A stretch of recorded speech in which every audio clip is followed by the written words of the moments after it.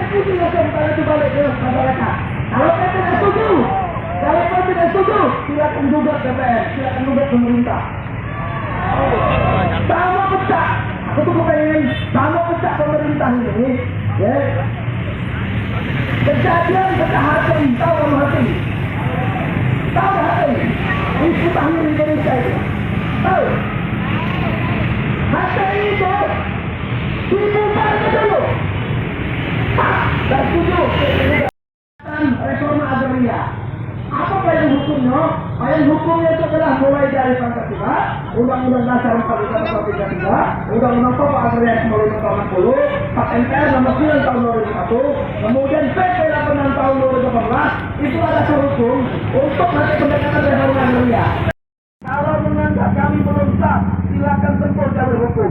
Biasa tanah itu balik, tapi mereka akan banding. Banding itu ke pengadilan tinggi. Itu butuh waktu 4 sampai 8 bulan mungkin. Eksekusi. Dan kami tanggapan jauh-jauh datang dari laki-laki hati di sini. Sungguh luar biasa. Memperjuangkan hak mereka. Dan yang menghormati pihak kepolisian, keamanan, wartawan, dan kawan-kawanku aktivis yang kami banggakan. Reforma agraria. Apa payung hukumnya?